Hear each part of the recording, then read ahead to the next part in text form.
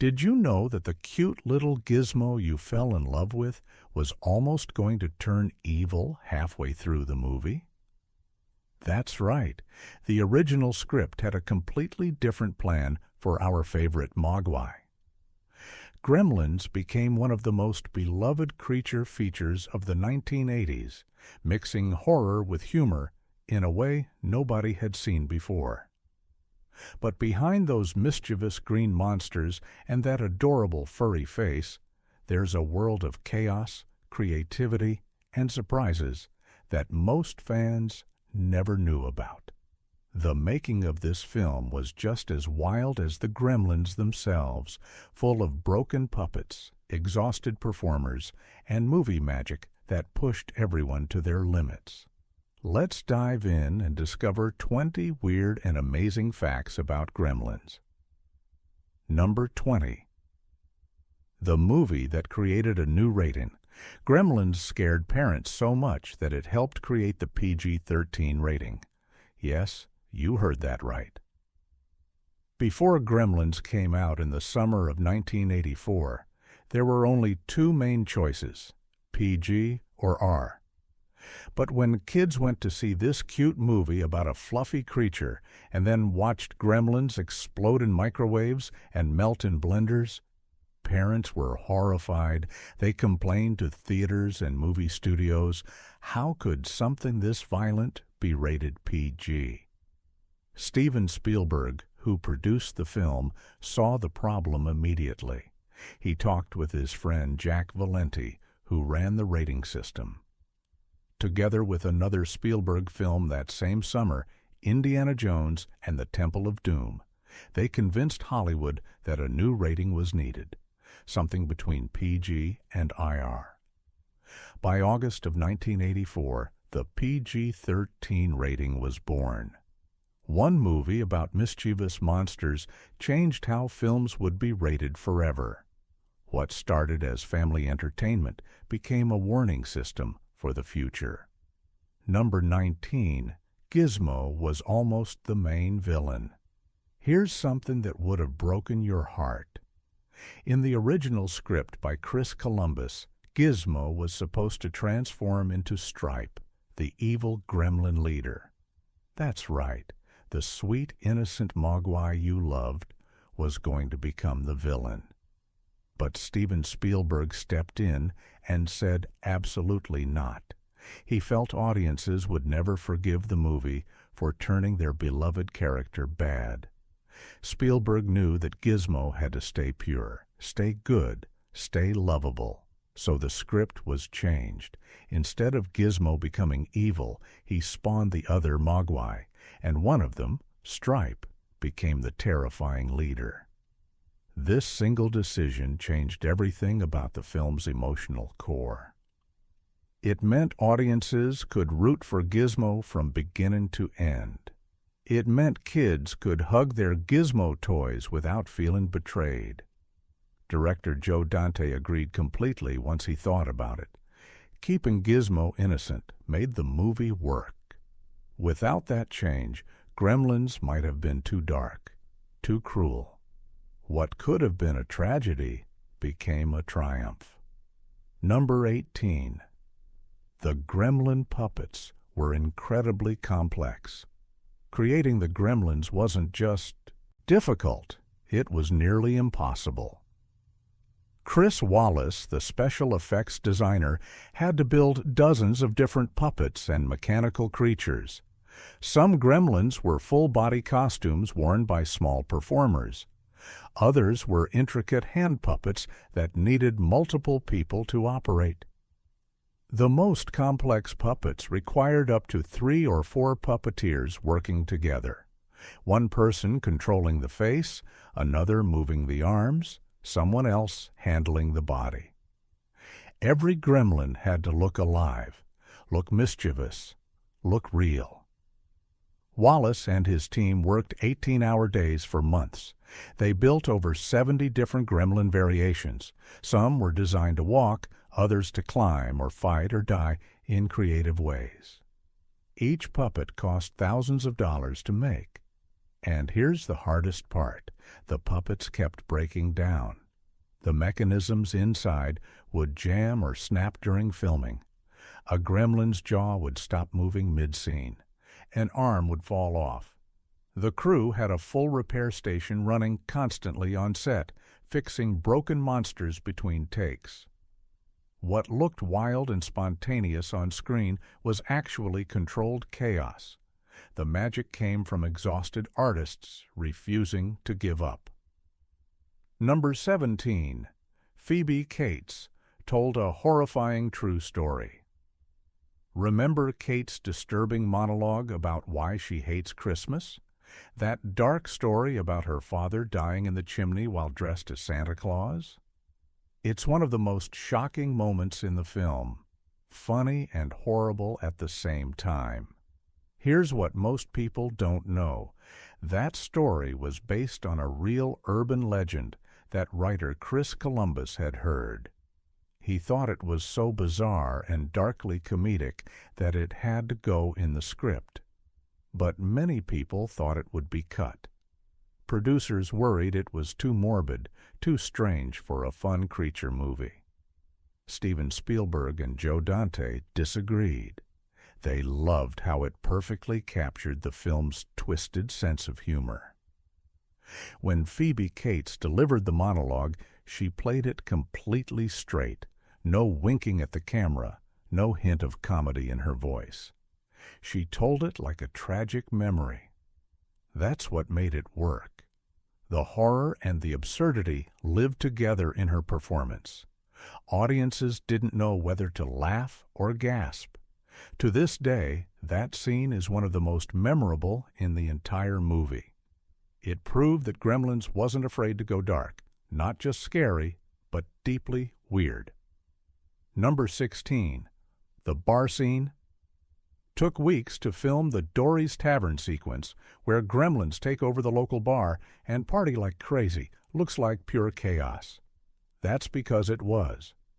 This scene, with gremlins drinking beer, playing cards, singing, and destroying everything, took several weeks to shoot. Every single gremlin was either a puppet or a person in a suit.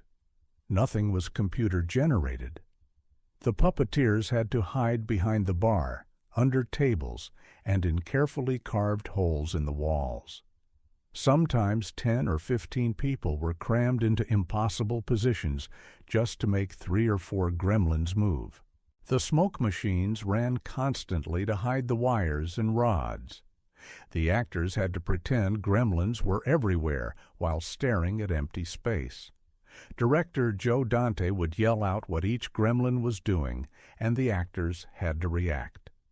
The choreography was insane. One gremlin drinks and burps, someone pulls a cable. Another gremlin laughs. A puppeteer squeezes a mechanism. A third gremlin dances. An operator moves a rod back and forth. Everything had to happen at exactly the right moment, or the shot was ruined. And shots were ruined constantly. Sometimes a gremlin's head would droop or a cable would appear in frame. The crew would reset and try again. What looks like 30 seconds of fun took 3 days to capture. Chaos on screen meant precision behind it. Number 15. Dick Miller's hardware store scene was extended. Dick Miller, who plays grumpy store owner Murray Futterman, was a favorite actor of Joe Dante. Dante had used Miller in almost every film he'd made. So when Miller appeared in Gremlins, Dante kept adding more lines and more scenes. The character was originally much smaller, but Miller made him so funny and memorable that the role kept growing. His rants about foreign technology and his cranky personality made him a fan favorite. Miller improvised some of his lines, adding extra flavor to every scene. Dante loved working with him because Miller understood B-movie energy. He knew how to be funny without trying too hard. Years later, Miller said Gremlins was one of his favorite projects because he got to play a character people actually remembered. Most of his career was tiny roles that nobody noticed. But Murray Futterman? People still quote his lines decades later. Dante's loyalty to his friend gave audiences a character they never forgot. Small roles can become legendary with the right actor. Number 14. The microwave scene was deeply controversial. When Stripe stuffs a gremlin into the microwave and Billy's mom turns it on, audiences watched in shock as the creature exploded. Parents were furious. Critics called it too violent for a PG movie. But Joe Dante defended the scene completely. He said the movie was supposed to be a dark cartoon, like an old Looney Tunes short where Wile E. Coyote gets crushed by an anvil. The violence was exaggerated, not realistic. It was supposed to make you gasp and then laugh nervously. Dante wanted to push boundaries and challenge what people expected from a creature film. The microwave scene became one of the most talked-about moments in 1984. Some theaters posted warnings. Some parents walked out with their kids. But many people loved it. They appreciated a movie that wasn't afraid to be wild. Decades later, that scene is iconic. It proved that Gremlins wasn't playing it safe. It wasn't interested in being polite. What seemed shocking then feels classic now. Number 13. Corey Feldman was barely in the movie. Corey Feldman plays Pete, Billy's younger brother, but his role is surprisingly small. Feldman was already a rising star and would soon become one of the biggest child actors of the 1980s. But in Gremlins, he mostly reacts to things and delivers a few comedic lines. That wasn't the original plan. Early scripts had Pete more involved in the gremlin chaos, but as the movie was edited, his scenes were trimmed down. The filmmakers realized the story worked better focused tightly on Billy and Kate. Still, Feldman made an impression. His natural charm and timing showed why he'd become so successful. Joe Dante appreciated his professionalism. Feldman never complained about long shooting days or complicated puppet scenes. He just did the work. A few years later, Feldman would star in The Lost Boys, Gremlins 2, and The Goonies, becoming a symbol of 80s youth culture. But here in Gremlins, he was just a kid doing his job. Sometimes small roles launch big careers. You don't need many scenes to be remembered. Number 12. Zack Galligan was a total unknown. When Zack Galligan was cast as Billy Peltzer, he had almost no experience. He'd done some theater and a tiny film role, but nothing major. Casting directors saw hundreds of young actors for the part. They needed someone likable, genuine, and able to carry a movie opposite puppets. Galligan walked into the audition nervous and honest. He didn't try to be cool or tough. He just played Billy as a sweet, confused small-town kid. That's exactly what they wanted. Steven Spielberg approved him immediately, but being the lead wasn't easy. Galligan had to act terrified of creatures that weren't there. He had to hold Gizmo, a puppet, and make audiences believe they were best friends. He had to deliver serious lines while surrounded by rubber monsters. Some actors would have struggled, but Galligan committed completely. He never made fun of the puppets or the absurdity. He treated everything like it was real. That sincerity made the movie work. Audiences believed Billy loved Gizmo because Galligan loved the puppet. After Gremlins, Galligan became a familiar face in horror and comedy films, but he never forgot his first big break. One honest audition changed his life. No experience needed, just truth. Number 11. The movie was filmed in fast bursts. Joe Dante directed Gremlins at a frantic pace. The studio wanted the movie finished quickly to hit the summer release date, so Dante shot scenes in rapid succession, often completing 3 or 4 major sequences in a single week.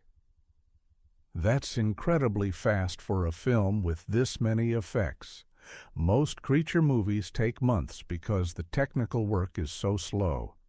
But Dante had worked on low-budget horror films with Roger Corman, so he knew how to move fast without losing quality.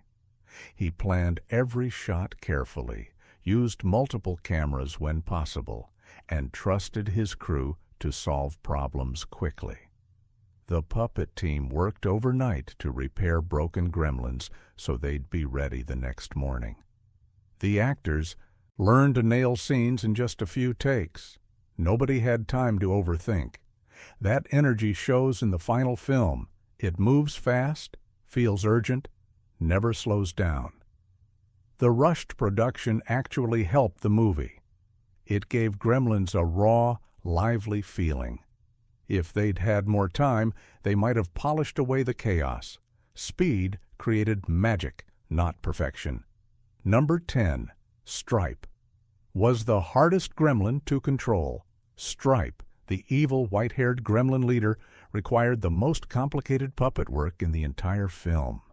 His face had more moving parts than any other creature. Eyebrows, eyelids, lips, jaw, ears. All of those pieces had to move together to create expressions. One lead puppeteer controlled Stripe's face using a complex system of cables and levers. Other puppeteers handled his body, arms, and legs. Getting Stripe to look genuinely menacing took incredible coordination. If one person's timing was off by even half a second, the illusion broke. Stripe had to feel dangerous, intelligent, evil. He couldn't just be a funny monster. The team practiced for weeks before filming started. They studied how predators move, sharp, fast, focused. They watched old horror movies to see how classic villains acted. All of that research went into Stripe. When he finally appeared on screen, audiences felt real fear. He wasn't cute. He was a threat. The puppet's success came from obsessive detail. Every twitch, every glare, every snarl was controlled by human hands working in perfect sync. The villain felt alive because artists refused to let him be anything less. Number 9, the special effects team. One major recognition: Chris Wallace and his crew were nominated for major awards for their work on Gremlins. They didn't win the top prizes. Those went to bigger films that year, but the industry noticed what they'd achieved. Creating believable creatures without computers was becoming rare even in 1984. Wallace proved that practical effects still had magic and power. Other filmmakers studied Gremlins to learn puppet techniques. The movie became a teaching tool for special effects artists around the world. Wallace went on to work on The Fly, another groundbreaking creature film. His career exploded because of Gremlins. The techniques his team invented were used in dozens of films throughout the 80s and 90s.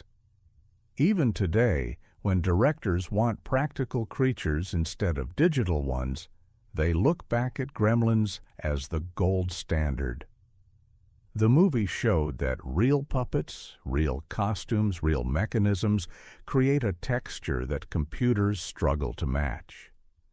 Audiences feel the weight and presence of something that actually exists on set.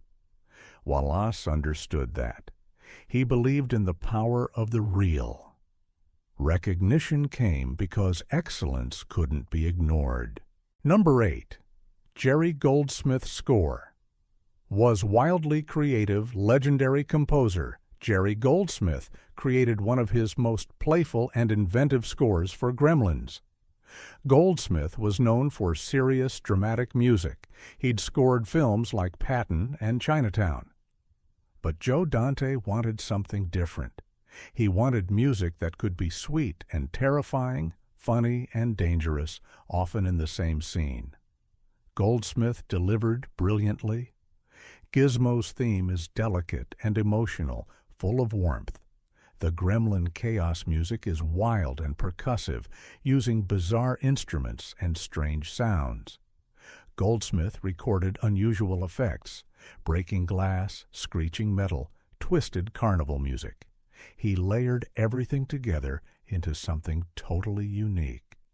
The score shifts constantly, matching the film's tonal changes. One moment, it's a lullaby.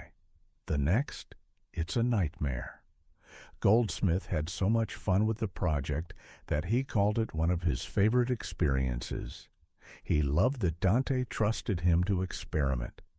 The music became inseparable from the movie. Try imagining Gremlins without that score. It's impossible. Goldsmith turned notes into magic. His work elevated every scene, adding emotion and energy. Great music doesn't just support a film. It becomes part of its soul. Number 7. The film was almost too dark for Spielberg. Even though Steven Spielberg produced Gremlins, there were moments when he worried the movie was too mean-spirited. Spielberg loved family entertainment, heartwarming stories, optimistic endings. Gremlins had all of that, but it also had genuine cruelty and violence. Joe Dante's style was darker and more anarchic. He loved B-movies and horror and twisted humor. Spielberg respected Dante's vision, but occasionally suggested softening certain scenes. Dante listened, but usually stuck to his instincts.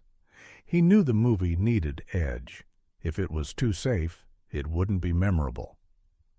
The tension between Spielberg's warmth and Dante's darkness created the perfect balance. The film has a big heart. You care about Billy and Gizmo, but it's not afraid to shock you. That combination made Gremlins special.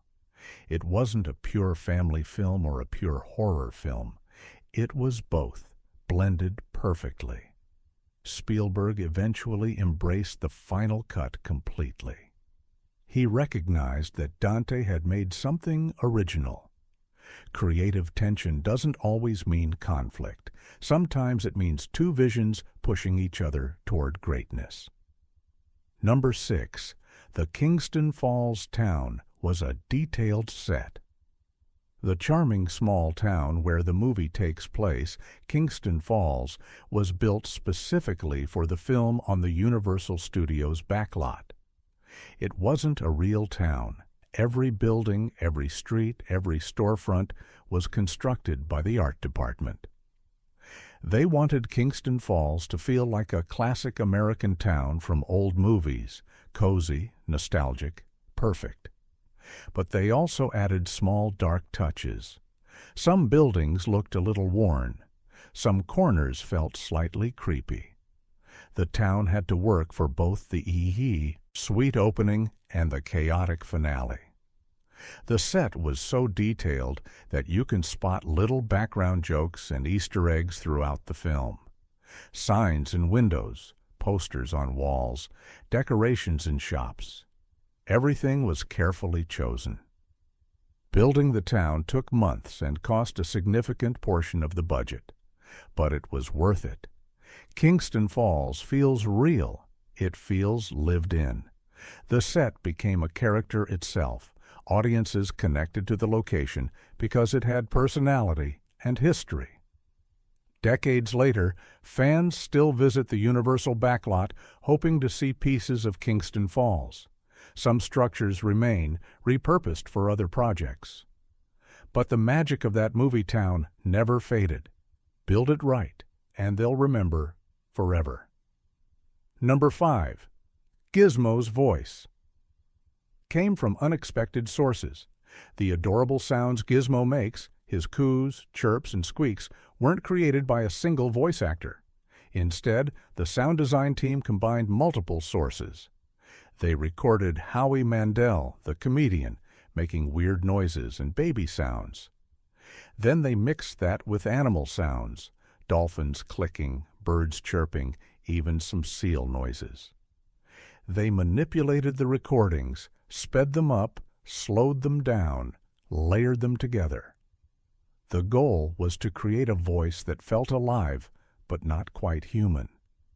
Gizmo needed to sound innocent and vulnerable. Every sound he makes had to be endearing. The team tested hundreds of combinations before finding the right mix. They'd play sounds for Joe Dante and Steven Spielberg, watching their reactions. If they smiled or said, "Aw," it worked. If they looked confused, they tried again. The process took weeks. But when Gizmo finally spoke, if you can call it speaking, audiences fell in love instantly. His voice became iconic. People could recognize Gizmo's sounds immediately. That's the power of great sound design. You don't just hear it, you feel it. Emotion doesn't always need words. Number 4. The film was released alongside Ghostbusters. Gremlins opened in June of 1984, one of the most competitive summers in movie history. Just 2 weeks later, Ghostbusters arrived in theaters. Both films became massive hits.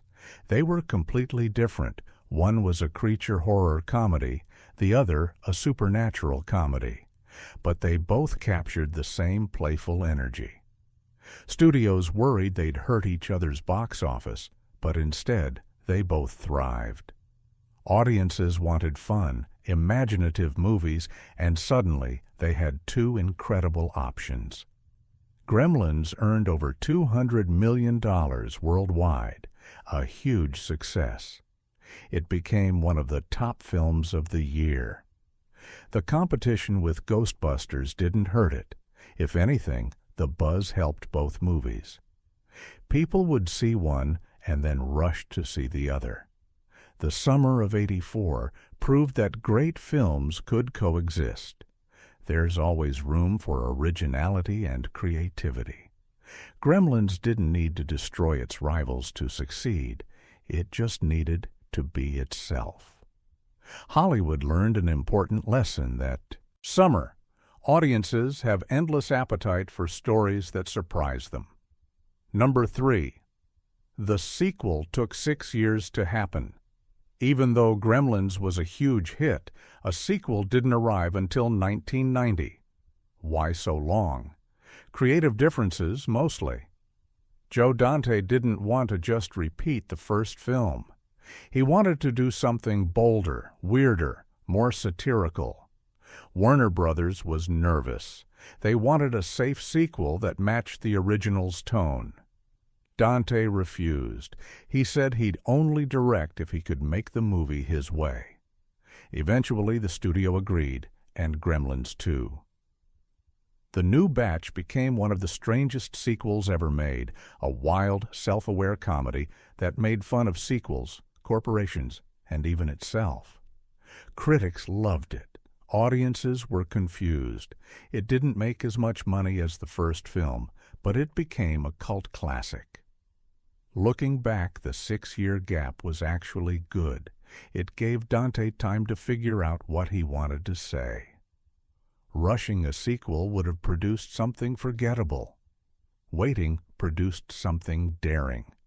Not every sequel needs to happen immediately.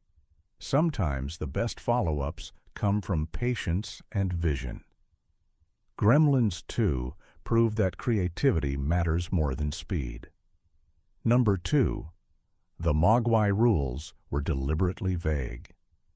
The 3 rules for taking care of Mogwai, no bright light, don't get them wet, never feed them after midnight, are the foundation of the entire story. But here's something funny. They don't make complete sense if you think too hard. What does after midnight mean? When does midnight end? Isn't it always after midnight?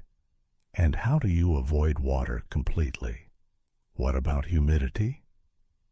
Chris Columbus, the writer, admitted he never worried about the logic. The rules existed to create story problems, not to be scientifically accurate. Joe Dante embraced the vagueness. He wanted the film to feel like a fairy tale, not a biology lesson. Fairy tales have magical rules that don't need explanations. You just accept them. Audiences never cared about the logic. They cared about the chaos that happened when the rules were broken. That's good storytelling. Focus on emotion and fun, not technical accuracy. Overthinking ruins magic. Gremlins understood that completely. The rules worked because they felt mythical and mysterious. Some questions don't need answers. Some mysteries should stay mysterious. Logic can wait when wonder is more important. Number 1. The film almost had a much darker ending. Here's the biggest secret about Gremlins. The original ending was far bleaker. In early drafts of the script, Billy's mom didn't survive the gremlin attack. She died defending her home. The ending was going to be tragic. Billy losing his mother and learning harsh lessons about responsibility and consequences. But Steven Spielberg absolutely refused to allow it. He argued that killing the mom would devastate audiences, especially children. The movie could be scary and violent, but it needed hope. It needed to show that families survive together. Joe Dante initially resisted, thinking a darker ending would be more powerful. But after test screenings where audiences felt depressed and angry, he realized Spielberg was right. They rewrote the ending. Mom survives. The family reunites. Gizmo returns to Mr. Wing, his original owner, because Billy isn't ready for the responsibility. It's bittersweet, but hopeful. That change saved the film. Gremlins became a movie people could watch over and over without feeling destroyed. Audiences could laugh and scream and still leave the theater happy. Darkness has power, but so does light. Finding balance makes stories last forever.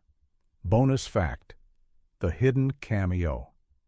You never noticed. There's a cameo in Gremlins that almost nobody catches on first viewing. In the scene where Gremlins are watching Snow White and the 7 dwarfs in the movie theater, look very carefully at the shadows and the silhouettes. Buried in the crowd of gremlins is one creature that looks slightly different. Sharper ears, different posture. That's because it's not a gremlin puppet at all. It's E.T. Yes, Spielberg's famous alien makes a tiny appearance. The crew snuck in a small E.T. puppet as a joke, a nod to Spielberg's earlier film. Most people miss it completely because the scene is dark and chaotic. But if you know where to look and pause at the right moment, you can spot him. Joe Dante loved hiding little references throughout his films. He included characters and creatures from other movies as Easter eggs for obsessed fans. This E.T. cameo is perhaps the most famous. It shows the playful spirit behind the production. Even in the middle of chaos and difficult puppet work, the team found time for joy and humor. Filmmaking doesn't have to be serious all the time. Sometimes the best moments come from having fun. One small puppet became a legend hidden in shadows. Gremlins remains a masterpiece because it dared to be wild. It mixed horror and comedy, innocence and chaos, heart and mischief. The film showed that creativity comes from taking risks, from trusting strange visions, from working through impossible challenges. Behind every adorable Gizmo moment and every terrifying gremlin attack were artists pushing puppets and cameras and themselves to the limit. They built towns, created creatures, wrote rules, broke rules, and made something that would be loved for decades. Gremlins taught us that responsibility matters, that caring for something requires real effort, and that even the smallest, cutest things can unleash chaos if you're not careful. But beyond the story, the film itself is proof of what happens when talented, dedicated people refuse to give up. They faced broken puppets, impossible schedules, and skeptical studios, and they made magic anyway. If you enjoyed these stories, subscribe for more. Every movie hides a truth, and we'll keep uncovering them, one story at a time.